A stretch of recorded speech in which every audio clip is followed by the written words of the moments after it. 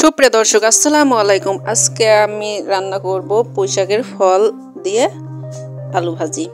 এভাবে ভাজি করলে খুবই টেস্ট হয় খেতে। প্রথমে আমি কড়াইয়ে তেল অ্যাড করে নিলাম, 4-5টা পেঁয়াজ কুচি করে দিলাম। পেঁয়াজটা খুব ভালো করে ভেজে নিতে হবে।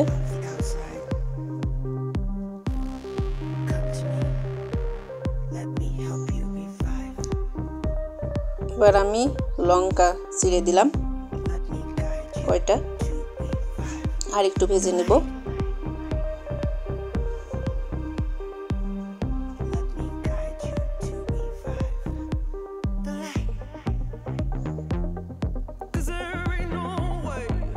এক চা চামচ জিরা অ্যাড করে দিলাম।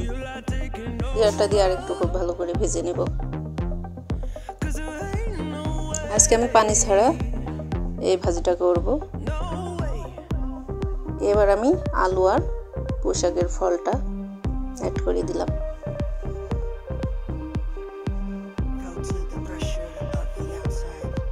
এবার খুব ভালো করে এইভাবে নাড়তে হবে।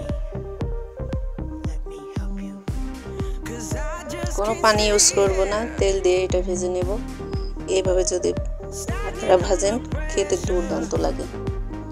হলুদ গুঁড়া দিয়ে দিলাম 1 চা চামচ, স্বাদ মতো লবণ অ্যাড করে দিলাম। এবার আবার একটু নেড়ে দিব।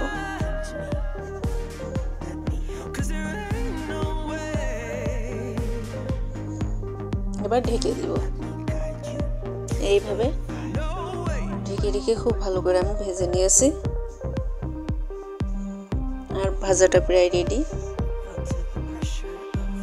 এভাবে অবশ্যই আপনারা বাসায় একবার ভেজে দেখবেন, খুবই টেস্ট হয় খেতে।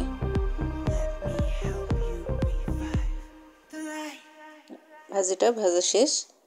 দেখতে কত লোভনীয় হয়েছে, খেতেও দুর্দান্ত লাগে। আজকের মতো এখানেই বিদায় নিচ্ছি। ধন্যবাদ সবাইকে।